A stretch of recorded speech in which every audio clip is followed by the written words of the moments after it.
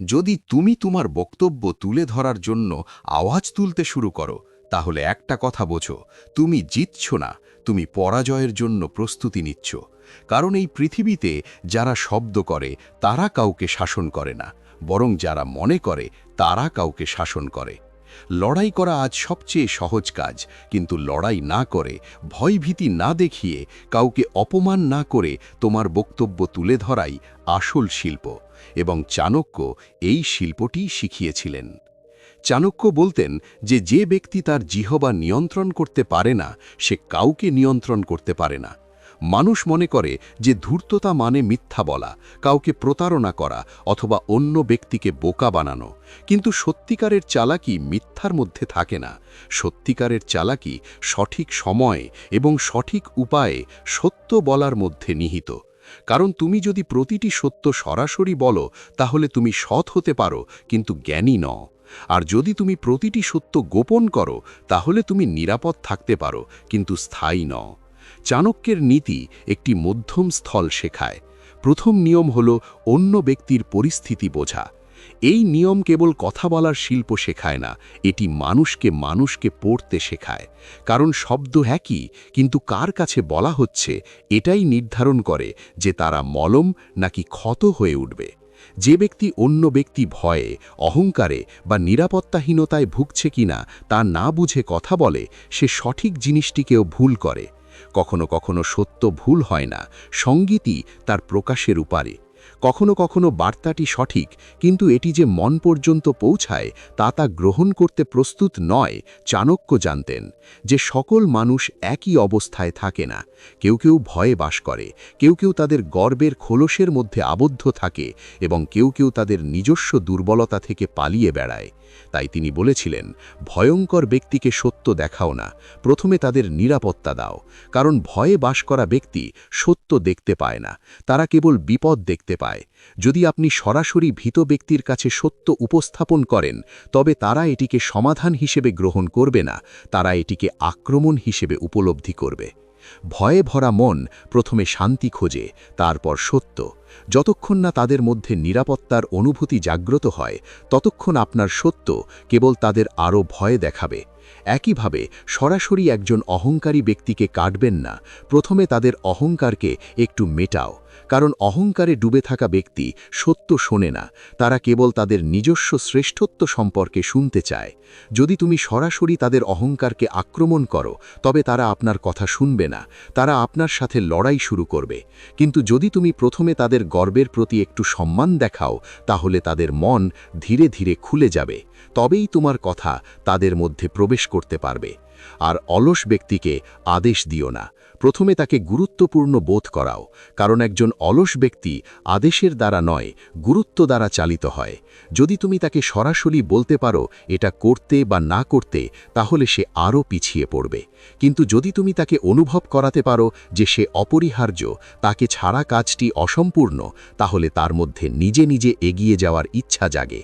এই কারণেই চাণক্য বলতেন যে প্রত্যেক ব্যক্তির জন্য এক উপায় নেই। শব্দ একই হতে পারে, কিন্তু বলার দিক পরিবর্তন করতে হবে। কারোর জন্য নিরাপত্তা আগে আসে, কারোর জন্য সম্মান আগে আসে, এবং কারোর জন্য গুরুত্ব আগে আসে। এটা চালাকির ব্যাপার, কারণ যে কেবল সত্য কথা বলে প্রায়শই মানুষকে হারায়। কিন্তু যে পরিস্থিতি বোঝে এবং তা ভাঙা ছাড়াই কথা বলে, সে মানুষকে জয় করে। এবং যে মানুষকে জয় করে, সে পরিস্থিতিকে সত্যিকার অর্থে তাদের পক্ষে পরিণত করে। দ্বিতীয় নিয়ম, কখনো আপনার মতামতকে আদেশ হিসাবে প্রকাশ করবেন না। যারা আদেশ দেয় তারা বিরোধিতা তৈরি করে, যারা পরামর্শ দেয় তারা সহযোগিতা পায়। যদি আপনি বলেন এভাবেই হওয়া উচিত, অন্য ব্যক্তি হয় মেনে নেবেন অথবা সংঘর্ষে লিপ্ত হবেন। কিন্তু যদি আপনি বলেন যদি এটি করা হয় তবে এটি আরও ভালো হতে পারে, সেই চিন্তাই তাদের নিজস্ব হয়ে ওঠে। চাণক্য বলতেন, একজন জ্ঞানী ব্যক্তি তাদের বক্তব্য তুলে ধরেন। তৃতীয় নিয়ম, প্রতিটি যুক্তিকে চূড়ান্ত যুদ্ধে পরিণত করবেন না। এই বক্তব্য কেবল বিতর্কের জন্য পরামর্শ নয়, এটি জীবনের সবচেয়ে ব্যবহারিক নীতি। অনেকেই তর্ক হেরে যায় এবং অনেকে নীরব থেকে পরিস্থিতি জয় করে। একজন ব্যক্তি এই সুযোগটি গ্রহণ করেন যে যদি তারা একটি যুক্তিতে জয়ী হয়, তবে তারা পরিস্থিতিও জয় করে। কিন্তু চাণক্য জানতেন যে প্রতিটি যুক্তিতে জয়ী হওয়া জীবন জয় নয়। কখনো কখনো তুমি যুক্তিতে জিতলেও সম্পর্ক হারিয়ে ফেলো। কখনো কখনো তুমি সঠিক প্রমাণিত হও, কিন্তু পরিস্থিতি তোমার বিরুদ্ধে চলে যায়। সেই জন্যই চাণক্য বলেছিলেন যে প্রতিটি যুক্তির সাথে লড়াই করা উচিত নয়। যদি অন্য ব্যক্তি আবেগে আচ্ছন্ন থাকে, তাহলে সেই সময় তর্ক করা বোকামি। কারণ আবেগে আচ্ছন্ন ব্যক্তি যুক্তি শোনে না, তারা কেবল তাদের ভেতরের ঝড় বের করে দিতে চায়। সেই মুহূর্তে তোমার করা প্রতিটি যুক্তি আক্রমণের মতো মনে হয়, তোমার করা প্রতিটি সঠিক বক্তব্য অপমানের মতো মনে হয়, এবং বিতর্ক সমাধানের পরিবর্তে সংঘাতের দিকে এগিয়ে যায়। যখন অন্য ব্যক্তি রাগান্বিত হয়, তখন চাণক্য বলতেন যে সর্বোত্তম পদক্ষেপ হল নীরবতা। নীরবতা মানে কাপুরুষতা নয়, নীরবতা মানে সময়কে তার ক্ষতি করতে দেওয়া। কারণ আগ নিজেই ক্লান্ত হয়ে পড়ে, কেউ চিরকাল রাগ করতে পারে না।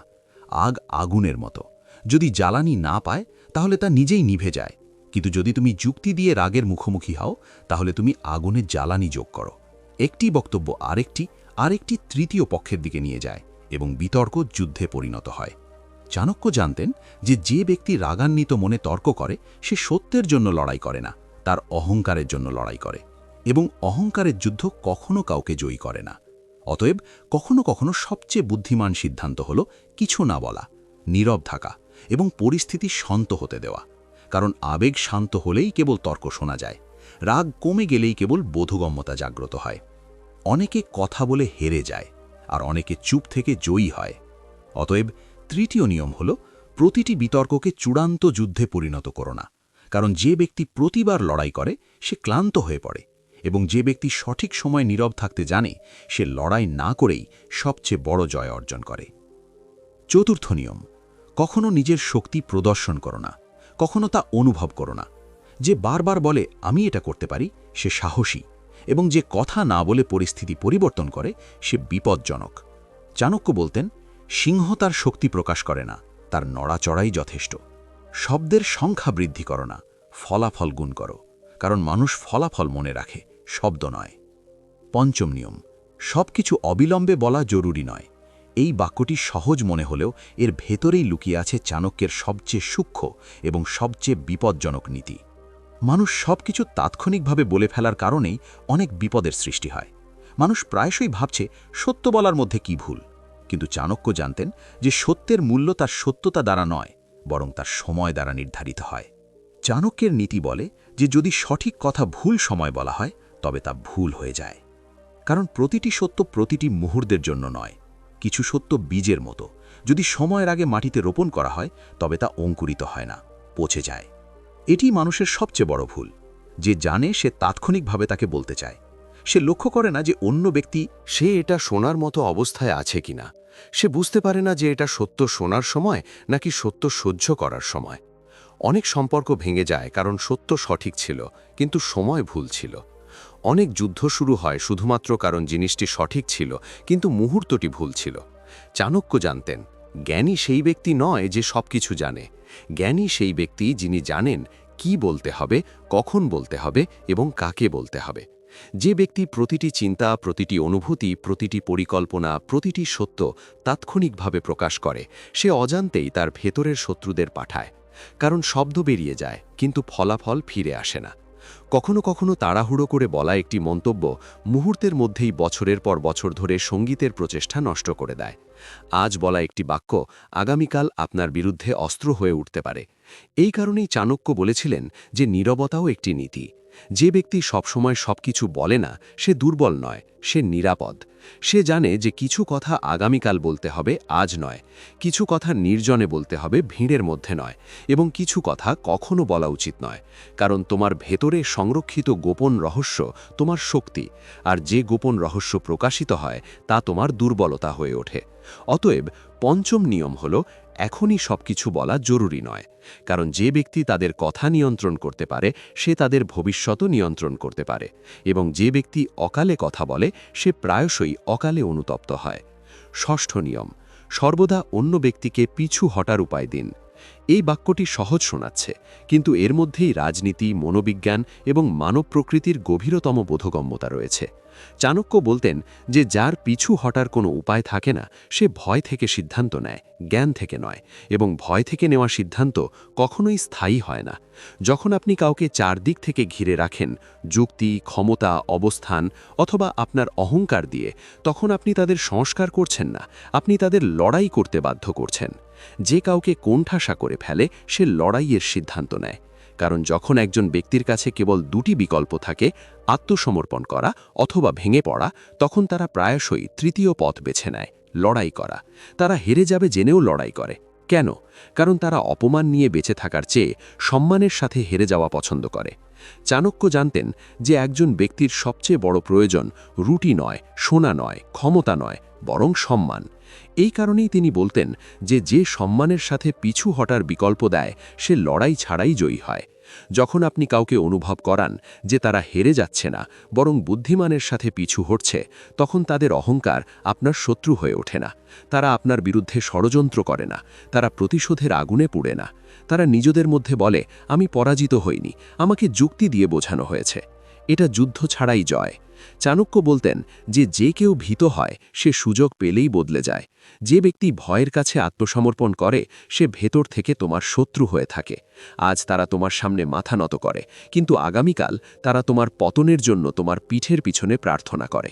ভয়ের ওপর নির্মিত আনুগত্য বালির ওপর নির্মিত প্রাচীরের মতো, এটি প্রথম তরঙ্গে ভেঙে পড়ে। কিন্তু যার প্রতি শ্রদ্ধা জাগানো হয়, সে অনুগত হয়ে ওঠে। সম্মানের সাথে জয়ী ব্যক্তি তোমার অংশীদার হয়ে ওঠে, তোমার দাস নয়। তারা তোমার সাথে বিশ্বাসের কারণে দাঁড়িয়ে থাকে, ভয়ের কারণে নয়। তারা থামে না কারণ তুমি শক্তিশালী, তারা থামে কারণ তুমি তাদের অপমান করনি। অতএব চাণক্যের নীতিতে সবচেয়ে বড় অস্ত্র তরবারি নয়, শাস্তি নয়, ষড়যন্ত্র নয়, বরং সম্মানজনক পশ্চাৎপরণ। কারণ সবচেয়ে বড় বিজয় হলো সেই যুদ্ধ যা তুমি সম্মানজনকভাবে এড়িয়ে চলো, এবং যাকে তুমি ভেঙে না পড়ে জয় করো, সে সবচেয়ে স্থায়ী মিত্র হয়ে ওঠে। সপ্তম নিয়ম: শান্ত থাকাই সবচেয়ে বড় কৌশল। যে শান্ত থাকে সে স্পষ্টভাবে চিন্তা করে, যে স্পষ্টভাবে চিন্তা করে। নীতিতে ধূর্ততার অর্থ অন্যদের নিচে নামানো নয়, বরং নিজেকে উঁচু করা। এবং এখন সবচেয়ে গভীর বিষয়, যদি আপনি চান যে লোকেরা আপনার কথা শুনুক, তাহলে প্রথমে আপনার উপস্থিতি শক্তিশালী করুন, কারণ শেষ পর্যন্ত লোকেরা আপনার কথা শোনে না, তারা আপনার উপস্থাপনা কিভাবে করে তা শোনে। সে সব কিছুর প্রতি প্রতিক্রিয়া দেখায় না, প্রতিটি উস্কানিতে ঝাঁপিয়ে পড়ে না, প্রতিটি তর্ক বিতর্কে জড়ায় না। মানুষ তার সম্পর্কে চিন্তা করে, এই মানুষটি নিজের সম্পর্কে চিন্তা করে। এই চিন্তাভাবনা তাকে বিপজ্জনক করে তোলে। চাণক্য বলতেন যে যে তার মূল্য জানে, তাকে তার কথা চিৎকার করার দরকার নেই, কারণ পরিস্থিতি শব্দ নয়। এটাই চাণক্যের আসল কৌশল। কম বলো এবং আস্তে হাঁটো, কিন্তু এমন একটা শক্ত অবস্থান তৈরি করো যাতে মানুষ তোমার কথা কোনো ঝগড়া বা আওয়াজ তোলা ছাড়াই স্বয়ংক্রিয়ভাবে গ্রহণ করে নেয়। এটাই চাণক্য নীতি, শান্ত, গভীর এবং অত্যন্ত কার্যকর।